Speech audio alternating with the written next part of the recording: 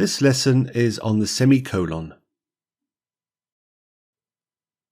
A semicolon looks like a full stop on top of a comma, as shown in brackets here. It signals a stronger break than a comma, but not as strong as a full stop. In other words, it's somewhere between a comma and a full stop.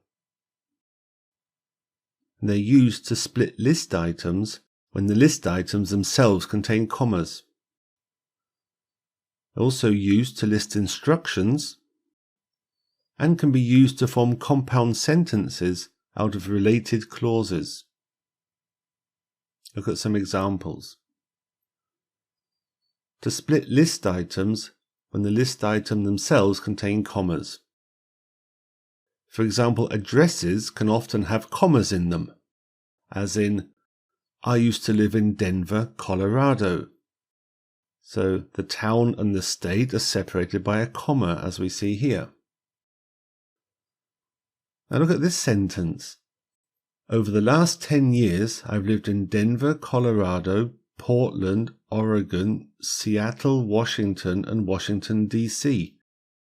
It's very confusing when we just use a comma, because some of the commas separate a town from a state and some commas separate the list items, and it's really not clear which is which. So this is what we do. We replace the commas that separate the list items with a semicolon and leave the comma that separate the town from the state. And this makes it much easier to read, and it makes the intent a lot clearer.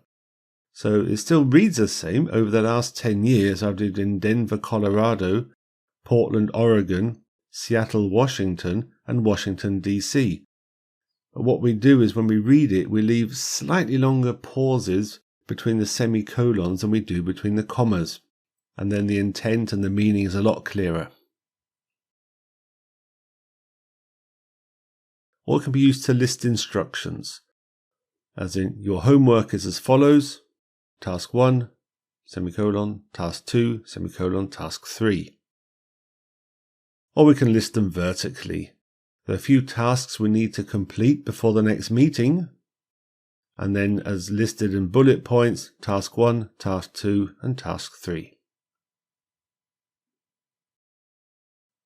Or we can use semicolons to form compound sentences out of related clauses. So if we have two separate sentences, I hope the traffic is light, we don't want to be late for the meeting. Now these two separate short sentences are related.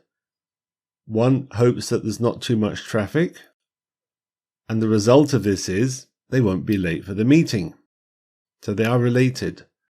So one way of doing it is with a comma, is to say, I hope the traffic is light, comma, as we don't want to be late for the meeting. Or we can use a semicolon and we don't need then the word as. We just say, I hope the traffic is light, we don't want to be late for the meeting.